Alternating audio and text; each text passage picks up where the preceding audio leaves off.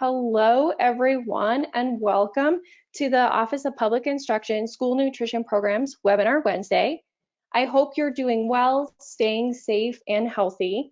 I just want to give a huge thanks before we start to all the school staff who are keeping kids fed and educated during this difficult time. So today's topic is Montana Farm to School successes, and we're focusing on school gardens. And I hope it gives you a little bit of inspiration and excitement in what is a stressful time. This is the final webinar in this three-part series that highlights farm to school successes from around our state. This webinar is being recorded. All of our recordings and slides will be posted on the OPI School Nutrition Programs webinar archive and maps, as well as on the Montana Farm to School website and social media channels. So I'm Aubrey Roth, and I'll be leading the webinar today. I'm the Montana Farm to School coordinator for Montana Team Nutrition Program. Montana Team Nutrition works in close collaboration with the Office of Public Instruction's school nutrition programs to provide training and guidance to schools, and we're housed at Montana State University. I'm excited to be joined by Faith Oakland, Rachel Jones, and Riley Devens. This webinar provides snapshots of Montana Farm to School successes to provide you inspiration and resources to start or grow your farm to school program. During this webinar, I will discuss farm to school basics and school garden resources. Faith, Rachel, and Riley will provide their experiences and tips for providing farm to school in terms of school gardens. And we'll wrap up by discussing opportunities and then answer your questions. So let's dig in. Farm to School is an umbrella term or a movement to connect children to their food to improve their health, support farmers, ranchers, and food businesses, and strengthen communities through the three core elements.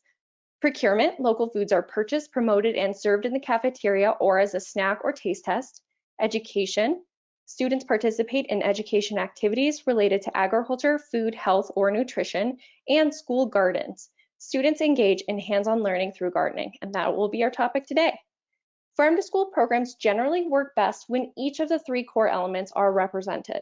As you will see throughout the webinar, there are many ways to implement Farm to School. Farm to School is not a program you sign up to do. You build it to meet your school's interests and resources. So let's take a look at each of these core elements. First, procurement, which includes buying and serving local foods in school and after-school meals and snacks. Schools are sourcing local foods across all 5 food groups, from apples to beef and beyond. This can include special meals like this one at Manhattan Christian School that feature as many local ingredients as possible, or you could feature 1 to 2 local ingredients in meals throughout the year. If you're interested in buying or serving local foods, I recommend watching the recording of the Buying and Serving Local Foods webinar in this series, which is posted to our Montana Farm to School website and Montana Team Nutrition Programs YouTube channel. Growing and raising food with students is a great way to engage them in the process and get them excited about unfamiliar foods. School gardens vary in size, type, and purpose. As we'll see from our other 3 presenters, gardens could be in-ground gardens, raised beds, greenhouses, or indoor gardens. Located on the High Line, Hinsdale School boasts an incredible school garden with a passive solar greenhouse and root cellar, all of which the students helped build. The cafeteria uses garden produce in school meals. Your garden could even be unconventional, like Gallatin Valley Farm to School's Bob the Greenhouse bus that provides mobile school garden education throughout Gallatin Valley.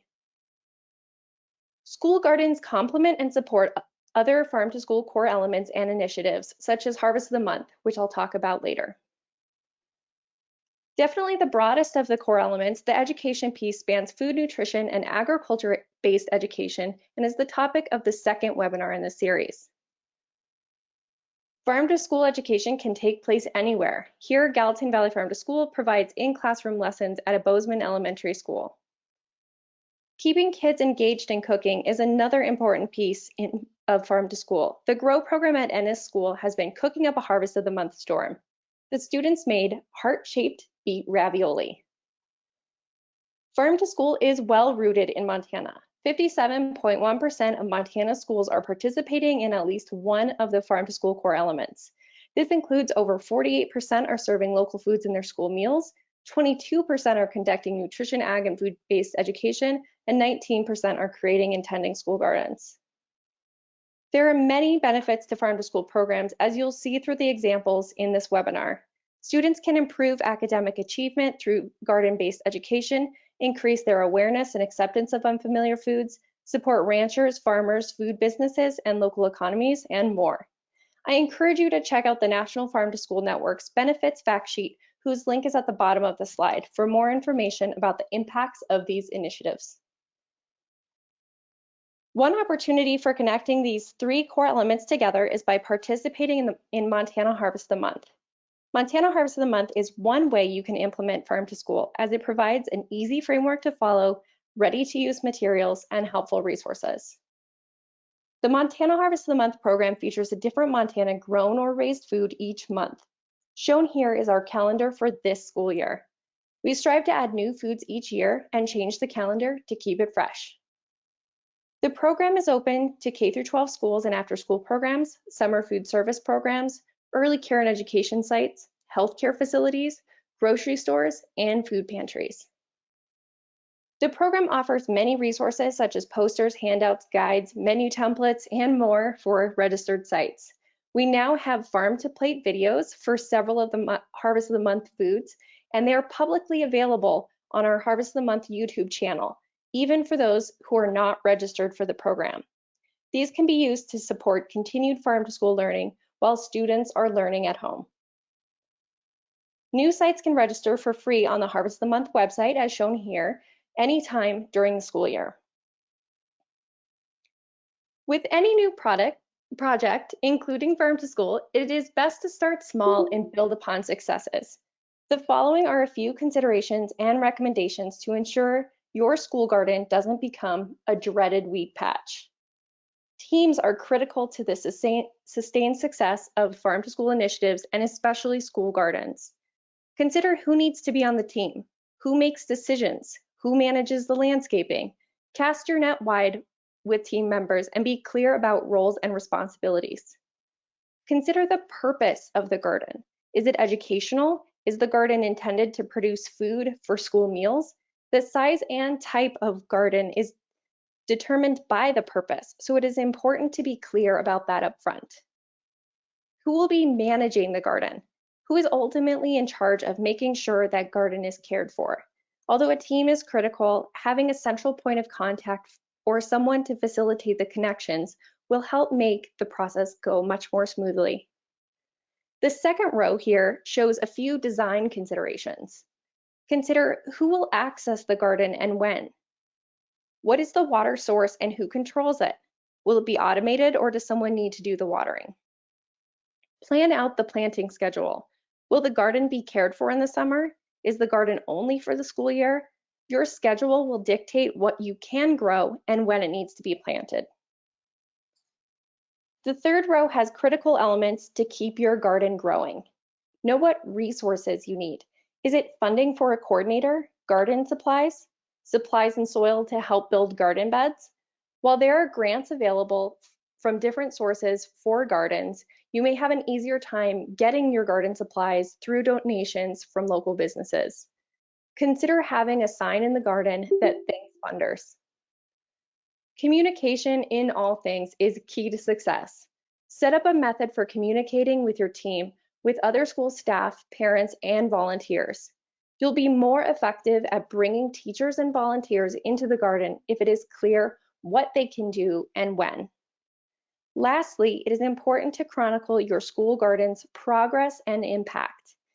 A few ideas for how you can measure your reach and impact include number of students engaging in school garden activities, number of or hours of garden activities conducted, and pounds of food produced. Gardens are rich educational environments, and there are many curriculum connections, from cooking with garden produce to conducting scientific experiments to drawing garden still lifes. The connections map here gives many ideas for how you can cultivate the connections to topics at your school and get many educators involved in your garden project. And rest assured, there are many resources to help you through the process of planning, designing, and maintaining your garden. We have collected and highlighted a few of those resources on the Montana Farm to School website on the School Garden page. This includes food safety in the school garden, curriculum connections, planning checklists, and more.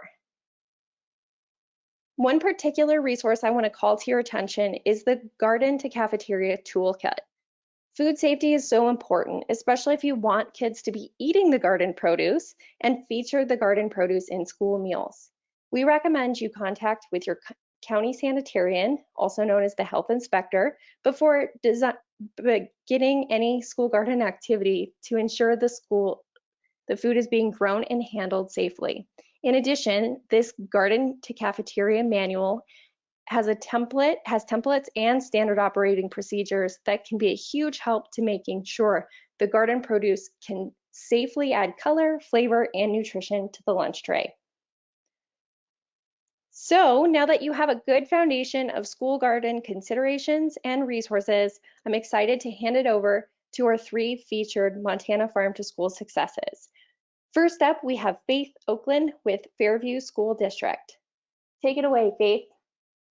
Thank you. Hi, I'm Faith Oakland, and I am the Farm to School Coordinator for Fairview School District. We are located on the eastern border of Montana, with part of our community located in North Dakota. A few years ago, our science teacher, Mrs. Pierce, started talking about bringing the Farm to School program into our community. And several of us were very excited about this and began researching the concept. Next slide. As a result of these conversations and the ensuing research, the family and consumer science teacher, Mrs. Hopes, and I attended the Farm to School Summit in Missoula in September 2018, and we fell in love with the idea. We spent the 11-hour drive home planning our next steps. By the time we reached Fairview, we had sketched out a strategy with attainable goals, one of which was a school garden. To make this happen, I approached the school superintendent about creating 2 farm to school classes, one for the fall with a focus on harvest, and one for the spring with a focus on planting.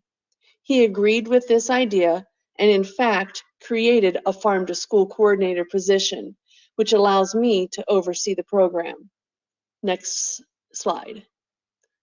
We knew our district would support us in this journey to bringing fresh food into our school, but we did not want the district to fund the garden, so we decided to put a fundraising plan into action.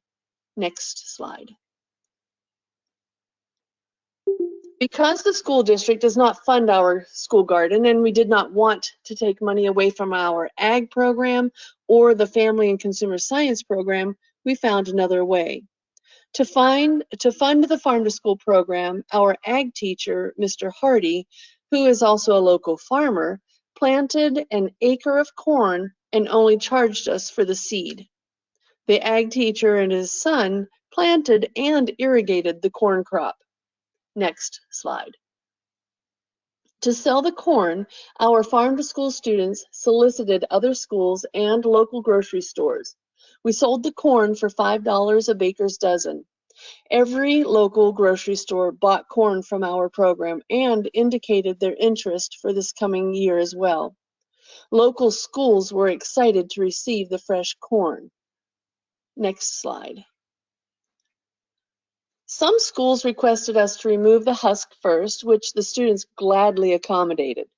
Students also set up signs and sold the corn to local residents from the ag parking lot under teacher supervision.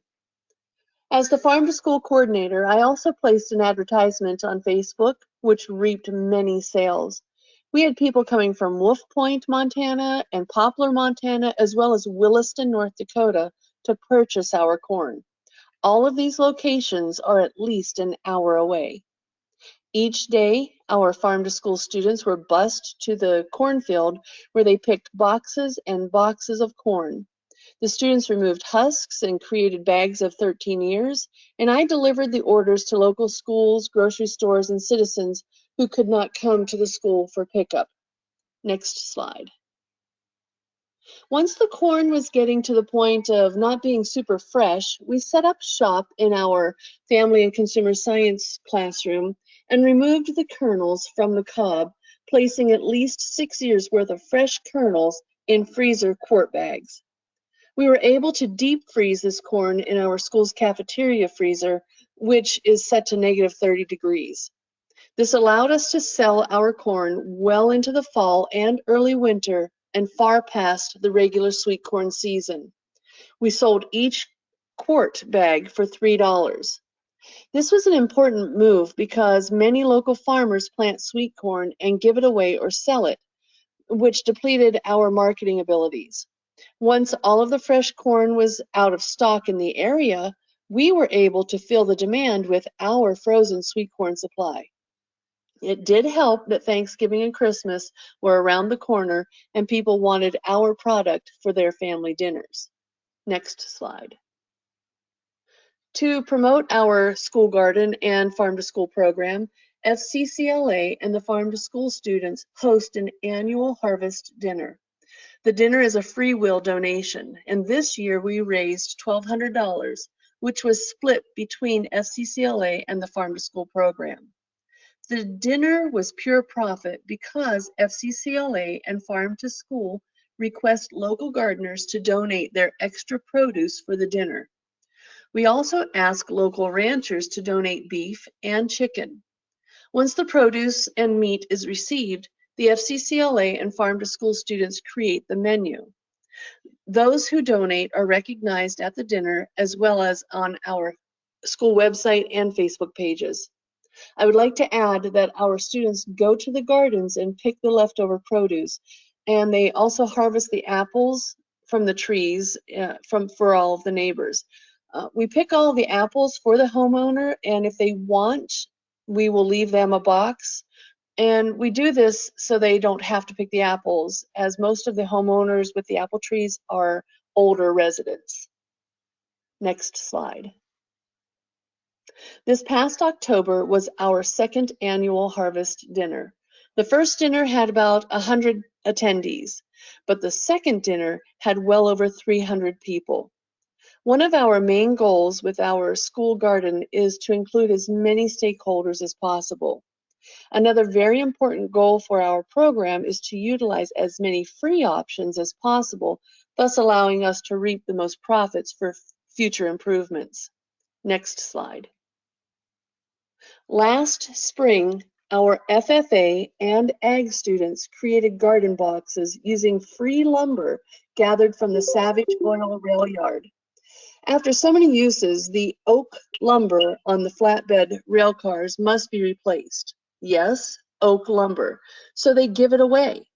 We contacted the Savage Rail Yard with the intent of picking up the lumber, but because it was for a school project, they actually sorted the lumber and delivered it to our shop, saving us both time and money. The students designed and built 6 garden boxes, taking into consideration the varying heights of those who would be tending them. Some of the boxes are lower so kindergarten students can participate in planting, weeding, and harvesting, while some of the boxes are higher for our senior citizens who volunteer to weed and water the garden during the summer. This year, one of my seniors who helped build the other boxes is building 2 larger garden boxes at his house as his senior project. It was decided that we did not have enough room for the amount of produce we were seeking for our cafeteria. In addition to our raised beds, we have a 1/4 acre in-ground garden. We plan to continue with our corn sales, which profited our program over $2,000, but we want to take it up a notch. This spring, our farm to school students used some of the monies raised to purchase pumpkin seeds. When the ground is ready, our ag teacher will plow the 1/4 acre garden, and our students will plant hills of pumpkins to sell in the fall.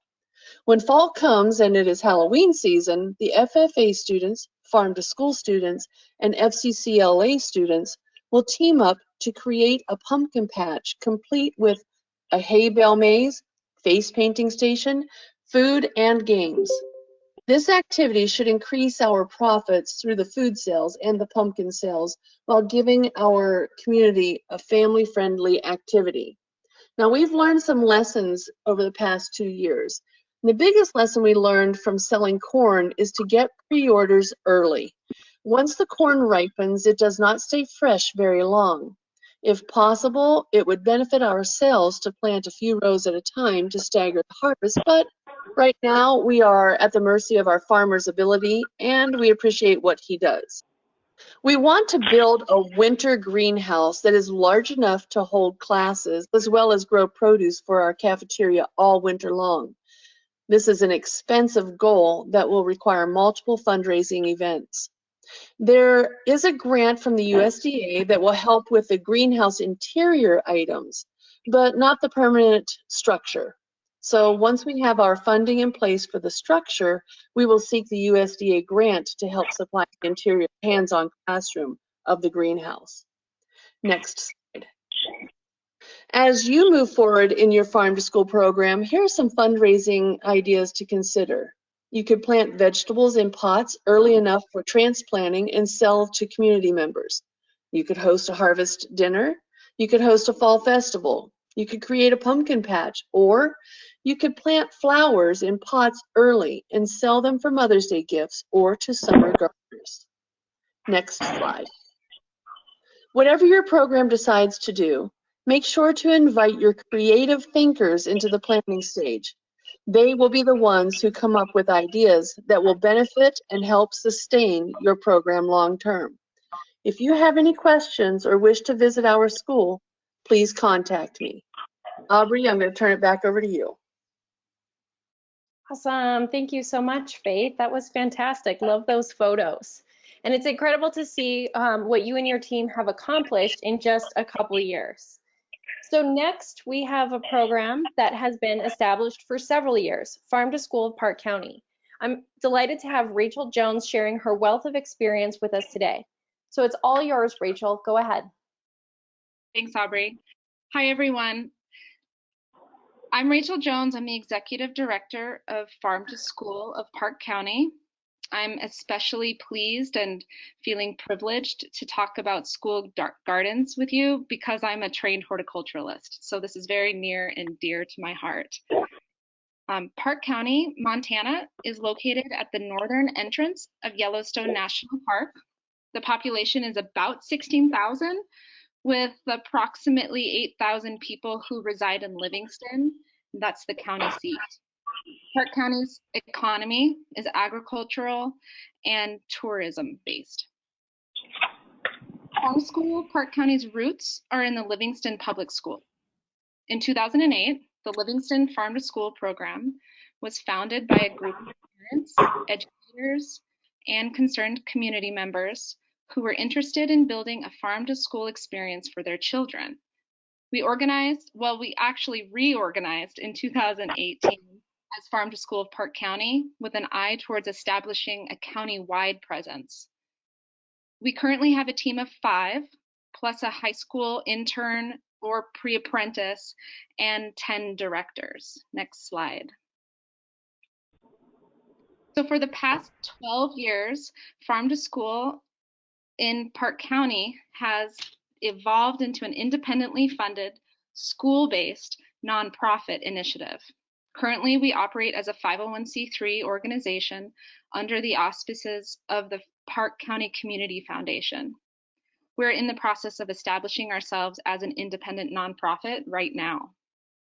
Funding for our organization is provided primarily by a combination of grants and community donations.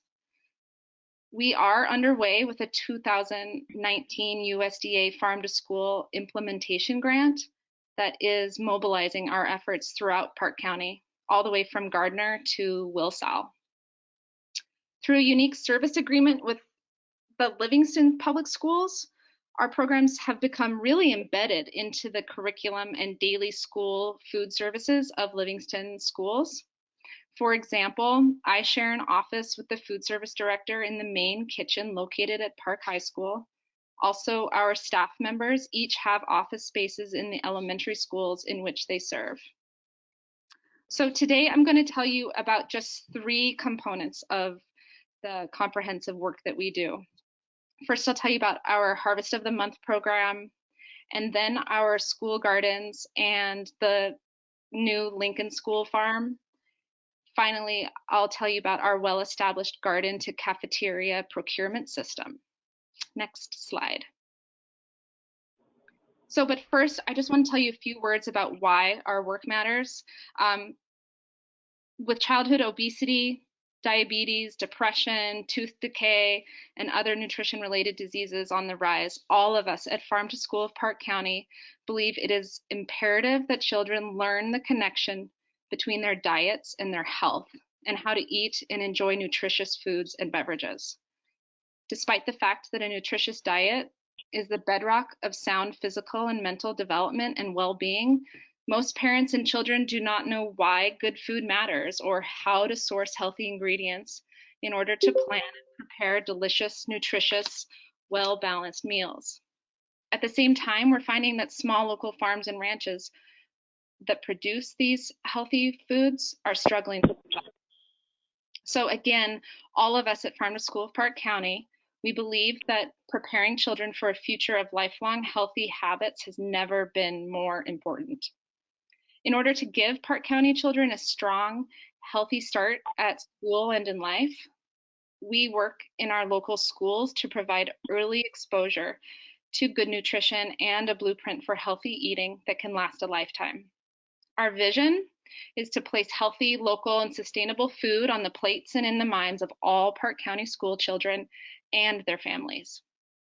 Our mission is to partner with the pre-kindergarten through 12th grade Park County schools to teach school children the connection between the environment, their diet, and their lifelong health.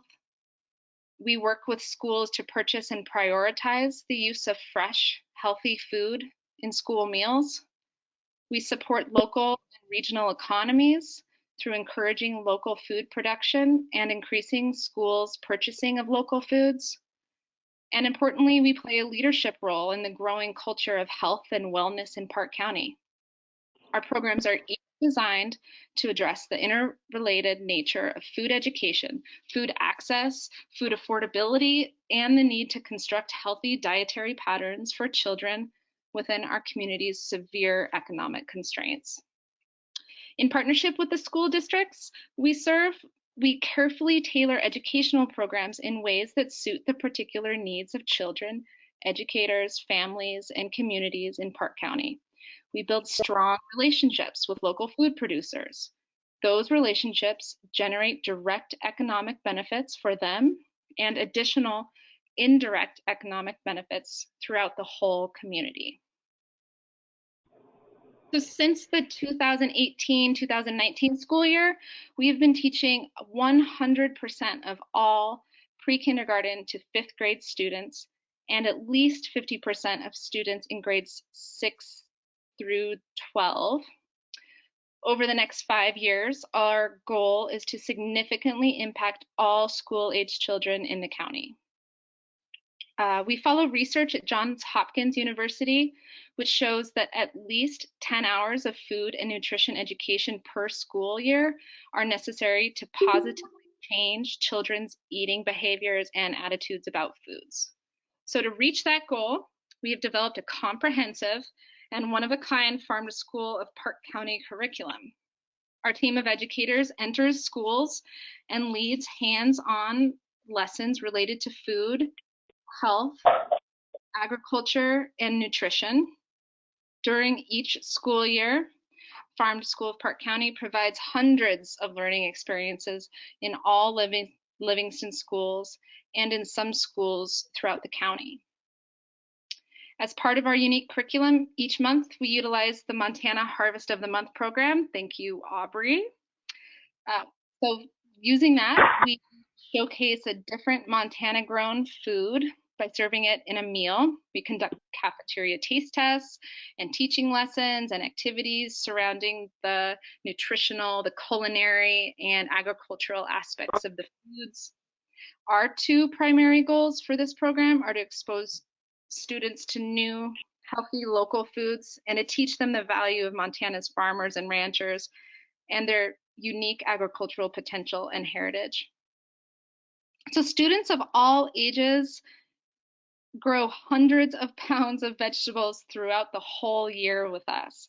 We have 2 school greenhouses, we have 5 school gardens, and we have a new downtown vegetable farm in Livingston, which is the Lincoln School Farm.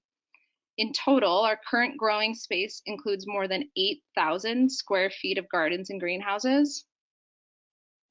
We teach all kinds of growing techniques, including typical Rocky Mountain gardening, aquaponics, aeroponics, anything and everything of all sizes. We find that these edible schoolyards bring academic subjects to life. They increase students' willingness to taste new foods and provide school children with the confidence they need to replicate these gardening skills at home. As of the 2018-19 school year, every public school in Livingston has an educational garden or greenhouse on campus. Our staff coordinates development and maintenance of new and existing school gardens. We develop school garden curriculum that fits the local curriculum standards. We provide educational programs in the gardens in the spring and the fall, during school and after school. And our team manages the gardens throughout the growing season when school is out for summer. The gardens and greenhouses we create provide a place for teachers and students to connect the food they eat at school with their academic studies and the land under their feet. So located in the heart of Livingston and just 1 block from downtown, the Lincoln School Farm is our newest vegetable and permaculture garden, where healthy food is grown for school meals and where people of all ages and abilities are invited to gain skills and find resources and tools to grow their own food. We pair community volunteers with local agricultural experts and summer school participants to grow food for the community's children. Last summer was our first growing season in the farm, and we're really excited to be maximizing production at the farm this year. So all the food grown in these school gardens is either used in classroom cooking projects or cafeteria taste tests or as part of the school meal program. Outside of farm to school lessons, teachers are encouraged to make the most of these garden spaces to enhance academic and social emotional learning too. We also work with school food service staff to overcome challenges they face in purchasing and using fresh, tasty local foods in their cooking. We provide training and resources to promote local food sourcing and procurement. We develop kid-friendly recipes, and we promote the acceptance of local menu items through cafeteria taste tests. Our ultimate goal is to provide a new norm of school meals that feature scratch-cooked recipes that use fresh, local ingredients grown by kids for kids, and are served in smartly appointed lunchrooms that nurture positive and pleasant mealtime experiences. Thanks, everyone. Have a great day. Thank you so much, Rachel. It's really cool to see the different types of gardens and education being done through Farm to School of Park County in Livingston as well as throughout the county. So thank you, Rachel, for sharing your experience. If you have any questions for Rachel or any of our presenters, please enter them into the chat box at any time during this presentation and we will address them at the end. So our final Montana Farm to School success story comes from the other side of the state, from Faith in Frenchtown, Montana. So Riley Devens has joined us to share about the Frenchtown Freedom Gardens. Awesome, thank you so much. I'm super excited to be here and talk about Freedom Gardens in Frenchtown School District and some of the cool things that we're doing in terms of connecting with the community, collaboration with restaurants, in terms of education that we're doing in our classrooms. And the big piece of how we've collectively went from a K-5 system of instruction and teaching kids about aquaponics and growing and sustainable agriculture, all the way to taking that K-12 and really expanding with our teachers and really letting them have the autonomy of what we're doing.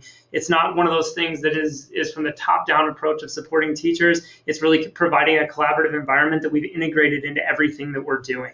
And that's kind of the big piece as our 12-person board sits down with Freedom Gardens, who's a nonprofit that's associated with the school. We spend a lot of time talking about how can we naturally make situations occur that are educational and academic opportunities for kids that are not going to put an additional strain on the collective classrooms, but really push that vision forward of sustainable living, sustainable growing, and a lot of positives that can not only branch from the school district, but out into the community. So there's a few things that you're going to see in my slides here today. I try to integrate a lot of pictures of what we're doing and give you kind of a vision into what's happening at Frenchtown School District. So currently right now, we're working with Smart Schools on a composting project that ties in with our whole growing system outside, as well as what we're doing in our aquaponics systems. So you'll see in the first slide up in the corner, we have a lot of composting going on within our cafeteria, where we've actually taken our MBI initiative and assigned jobs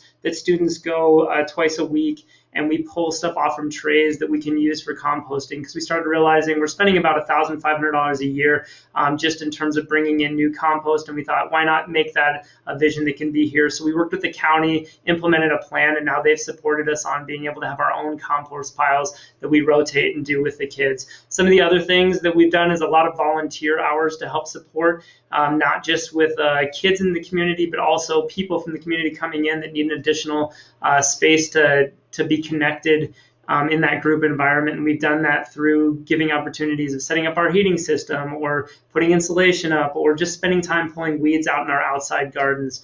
We also partnered with Soil Cycles, which is a group that provides composting, worm composting bins that you can put inside the classrooms. And then Sun and Brew helped us out too by putting gardens inside of classrooms as well. So kids from the cafeteria bring their stuff into their classroom and drop them in the corner and watch as the worms break up and do that composting piece inside their classroom, which really ties into a lot of the things that we're doing in science at the moment, and then also gives them an opportunity to have that hands-on piece in their classroom that they can take out as we provide lessons in the greenhouse. So out in the greenhouse, we do provide about 52 lessons a week that are run by our Energy Corps members. So we have one member that's signed on with us for the year through Energy Corps that we pay part of it, and then they support the other piece, and they're there every single day to provide lessons in the afternoon, and we call these flexible lessons. So as kids come into the greenhouse to learn and go through the composting process and all those things, these flexible lessons teachers actually sign up for when it actually integrates appropriately into their curriculum.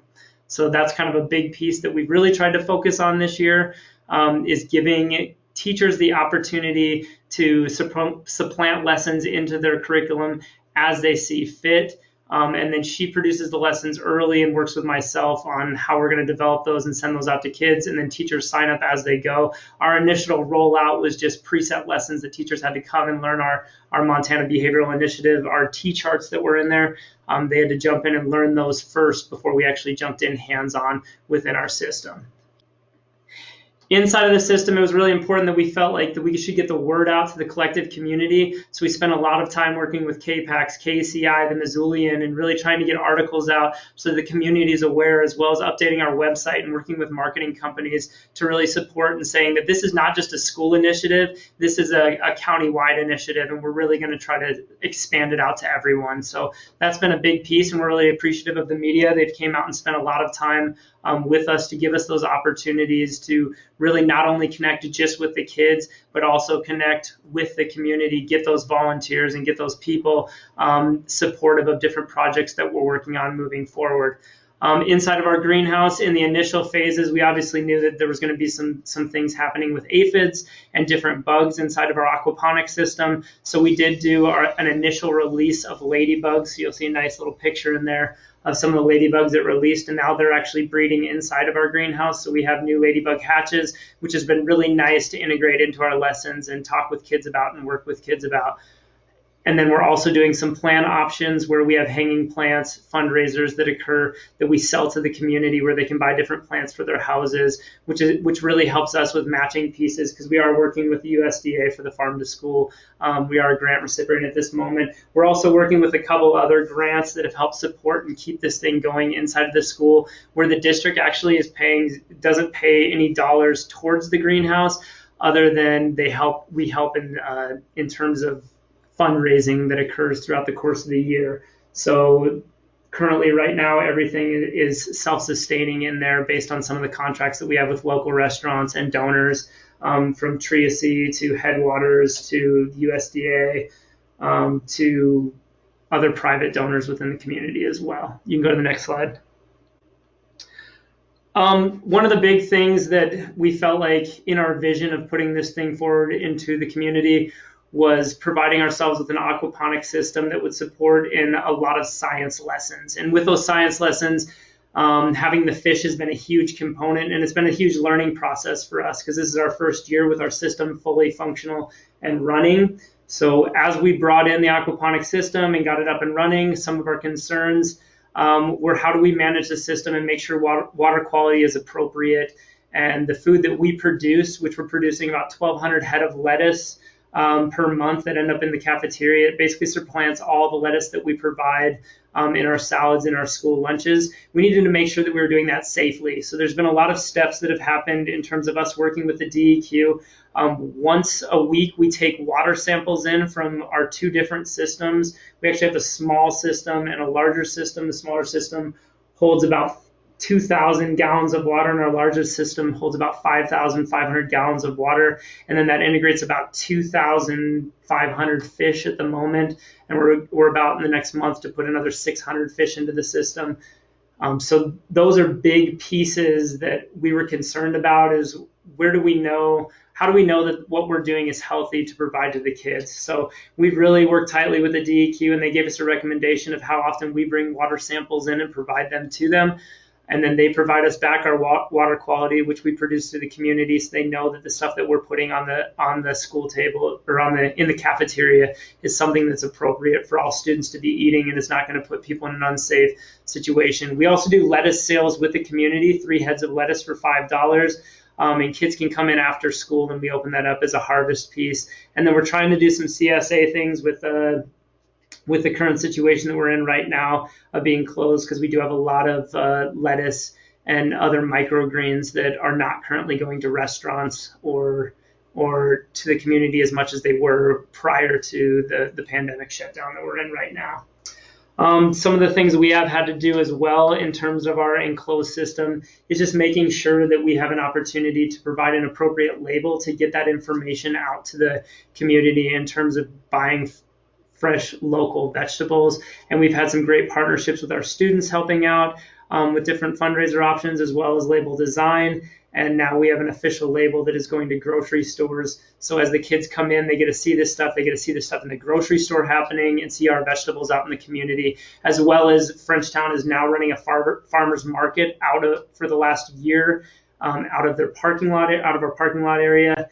And that's been a pretty big success in terms of a partnership with the community and some of the local growers coming in, as well as kids coming in after we provide activities and an option to shop at our local greenhouse in our farmers market. And it's really created a partnership between a lot of the beef producers in the area and other farming groups within the area that bring their vegetables in to sell at our farmers market. And it really makes that community feel and draws out some different eating options in terms of food trucks and things like that we didn't originally have in Frenchtown, that would typically be located in the Missoula area. In terms of curriculum, we have had a team of 10 teachers working together collaboratively to put together a strong setup for different grade levels to be able to learn different units as they go. So we had representatives from each grade level sit down with myself and a couple other curriculum coordinators, and we designed lessons that fall within our current NGS system, and it gives us basically 4 lessons per grade level that go about 4 units per grade level that give us about 6 or 7 lessons that associate specifically with that classroom's instruction. And then we've partnered specifically with 2nd grade and 5th grade to have them consistently coming in. And then we have a classroom, if you want to go to the next slide. You want to jump forward one more. Sorry, I was out of order there. One more slide forward. So we have a specific classroom set up that is for our pre-instruction before we go out in the greenhouse and go hands-on. So our kids can sit down and kind of get that early learning in and get the established of what content we're going to be covering. And that way, when we go out to the greenhouse, everything is very consistent and targeted with what we want to be covering while we're in there, so that we're making sure that we keep everyone safe, because there's a lot of different components in there. And if we pre-teach all those things first before we go out, we're finding that we're having a lot better results of kids having understanding and comprehension of what they're doing and what the tasks are at hand, whether they're doing water sampling or whether they're helping with harvesting or whether they're helping with different planting that we have going on inside of our aquaponics system at the moment. And then you can go back to that previous slide. And then our final piece that we kind of have going is we've really worked at community collaboration and took on a microgreens project, which is a lot of restaurants in the Missoula community, which is very close to us, are running our different microgreens inside of their restaurants. So I've kind of listed up here that Plonk, Rumors, the Camino, the Green Source, Lola Peak Brewery, Missoula Winter Markets, Frenchtown Farmers Market, and obviously Frenchtown School District. We're using a lot of the things that the kids are putting together and growing inside of or out in the community, so they can take that if they go with their family out to eat, they can actually get some of the produce that we are producing right now at Frenchtown School District out in the community and different meals that they're having out there too. So then that's one thing that we're trying to collaborate in terms of some other areas like Orange Street Food Farms, Fresh Market. And that was why the labeling was so intricate to get that involved in our school district as well. And then the kids can see something additional than just the growing process. We can also see the process of the business model of how this works and how we're collaborating to get money coming back in and funding new projects within our district based on what the kids are producing and helping with as well. So I feel like we have a lot of exciting things going on. It's just kind of continuing to get that message out to the community. And that's one thing that we've really placed a focus on in terms of the curriculum piece. That has been a process as we go, and really learning that if we can facilitate a situation that is not always led just by our classroom teachers, but also by circumstantial to what we're learning inside the classroom, that there's another option that can occur with it and really expand out beyond what has to be another thing inside of the school. Because as we did this, we didn't want it to become another thing and become another pressure piece. We wanted it to be something that was really fun and edgy, and that kids could jump in and they could learn and they can get excited about, and they can see physically happening inside of the cafeteria and inside of the community. And that's where it's really going to blossom, and those conversations start happening at home. And then how do we continue to connect and get seeds home to parents so that we start home gardens and really move this forward and understand that everyone can have some form of gardening component within their own house and within the community you don't have to own a large piece of land for.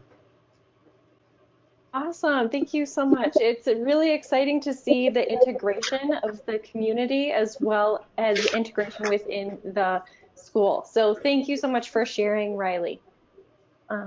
All right, so I'm going to share a few resources that are available and opportunities to get involved, and then we'll answer any questions. All right, so the Montana Farm to School Leadership Team works through partnerships across the state to build farm to school initiatives that help kids eat healthy, connect kids with agriculture and nutrition through education, support Montana farmers and food producers, foster economic vitality, and strengthen communities. Our 6 working groups shown here are open to the public now. So if you're interested in engaging in statewide conversations, please contact me. Bringing in additional staff or volunteers can be helpful for your program. Food Corps service members are hosted by schools to implement farm to school and are provided training through the Food Corps program. You can also consider hosting a VISTA, intern, paid staff, volunteers, or form partnerships. For those of you who are looking for a little extra help to getting your farm to school initiative started or with expanding your current efforts, we do have 2 coaches. One of them you've heard from today, Faith, and we have Ginger Buchanan as well. They're currently covering Northeast and Southeast Montana. If you're interested in their help, please give them a shout. Although we've reached the end of our Montana Farm to School Successes webinar series and our planned webinars for this spring, all of our past webinars are recorded and available on the Montana Farm to School website, Facebook page, and YouTube channel. Those options are listed here. As part of our USDA Farm to School grant received by the Office of Public Instruction, we are hosting Montana Farm to School regional showcases this year and next. These one-day events will feature tours, training, and networking so you can experience farm to school programs like these in person and connect with others. The first one that was in Fairview was postponed due to COVID-19, and while the registration is still open for the second, which is planned for May 6th in Hardin, it is very possible that it could also be postponed. We encourage you to still register if you want to attend for that event, so that when it's postponed, we can easily contact you and get you the updated information. We do have limited travel scholarships, and you apply in the registration form. We hope that you'll join us for the next statewide Montana Farm to School Summit on September 23rd and 24th in Helena. This conference is held every other year and moves locations, so don't miss out on this opportunity. Registration will open soon and scholarships will be available. We are now accepting workshop proposals for the conference, and those are due May 7th. So we encourage you to submit a workshop proposal to share your story and experiences. This year, we'll also be piloting a Farm to School Institute along with the summit. 3 school or district teams will be chosen to participate in goal setting and team building sessions, in addition to attending the summit workshops, tours, and plenaries. We're adapting the Northeast Farm to School Institute, which is held annually in Vermont, and it's an effective model to deepen farm to school implementation and engagement, and it's being replicated throughout the country. The applications for the Institute will be available soon. October is National Farm to School Month and is a perfect time to celebrate or launch your farm to school program. One easy way you can do that is by participating in Montana Crunch Time. There are 2 important changes for Montana Crunch Time. Since our usual date of October 24th is on a weekend this year, we'll be changing the date to October 22nd. In addition, rather than setting a time of 2 p.m., we're changing it to encourage folks to crunch anytime on October 22nd. Help us make the loudest crunch yet. Due to the coronavirus pandemic, this is a very stressful time for many people, and especially school staff who are scrambling to make meals and coursework available to students at home. Please know that there are many resources available to support your efforts. I listed just a couple here to get you started. Lunch Assist has fantastic toolkits, templates, and ideas for school nutrition programs to ensure the safety of school nutrition staff and the families they serve. And if you're wanting to learn more about safety precautions for meal service and delivering educational materials, I encourage you to join Montana Team Nutrition Program and Office of Public Instruction on a webinar tomorrow, which is Thursday from 3 to 4 p.m. If you can't make the live webinar, the recording should be posted on the following day. So I encourage you to share your farm to school story using news media, emailing us, on social media with our hashtags MT Harvest of the Month or MT Farm to School, so that we can see and share that information.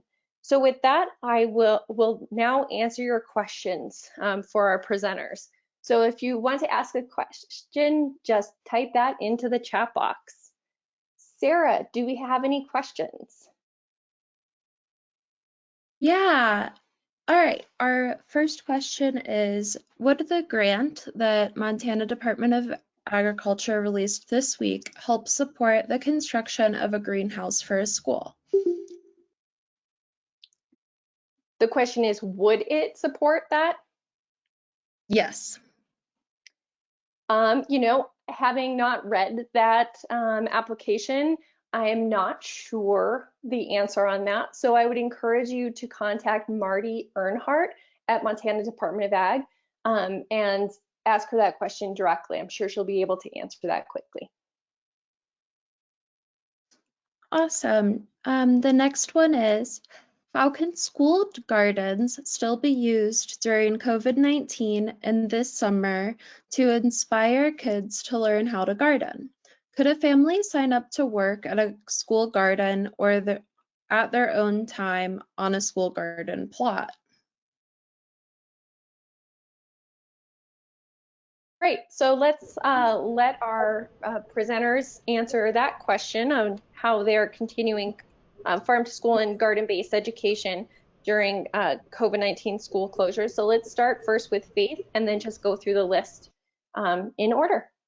Okay, well, we obviously had our showcase planned that got postponed or canceled, however you want to look at that. So we took all of the supplies that we gathered up for that particular ag day that we were going to share with people, and we made packets for planting packets for our kids. So our elementary students each received a styrofoam cup, the appropriate amount of potting soil, flower seeds, and directions for planting and growing and watering, all of those things that they needed to know to grow a cup of flowers.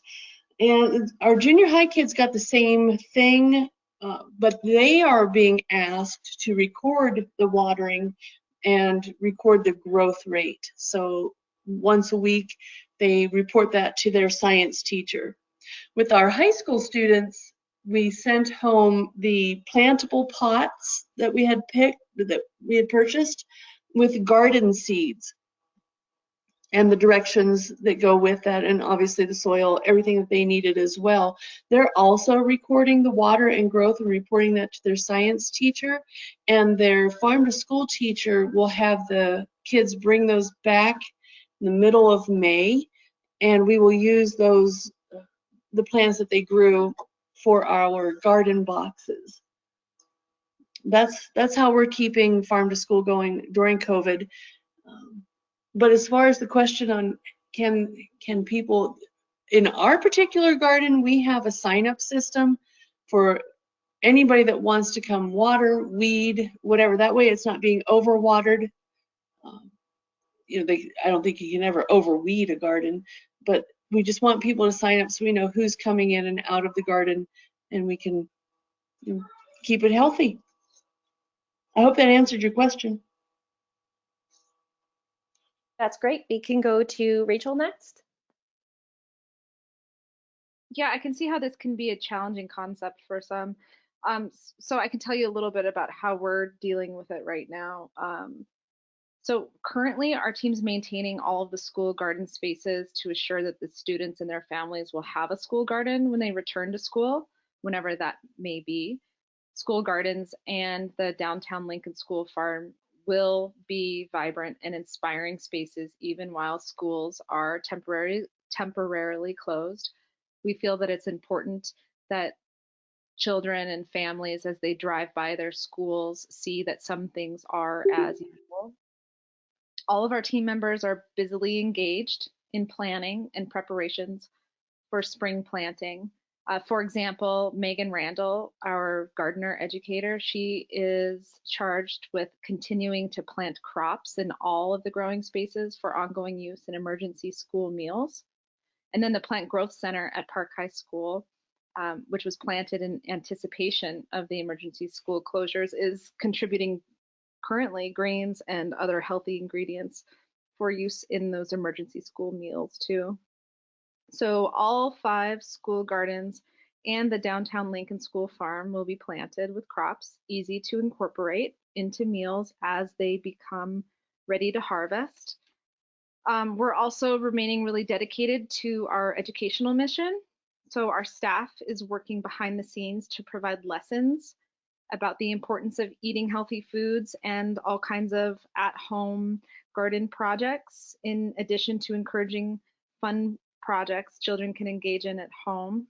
Our program director, Michael, and our food corps service member, Aubrey, our dedicated classroom educator, Sophia, they're developing lessons and activities to share directly with teachers and directly with families. Some of those lessons and activities are being published online on our social media pages. Others are even included with the lunches that are delivered daily. So we literally stuff the bags with those lessons and lesson materials.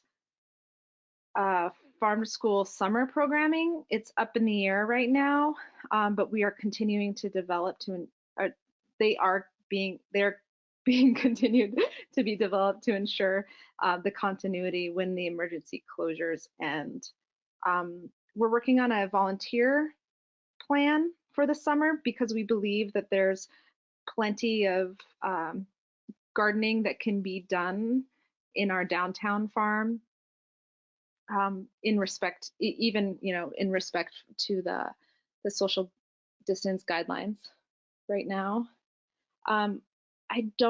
We haven't had a lot of success in our school district in terms of bringing families in onto school grounds without supervision, and that's because of an insurance issue. So if anyone has found a way to get around that, I would like to learn about that.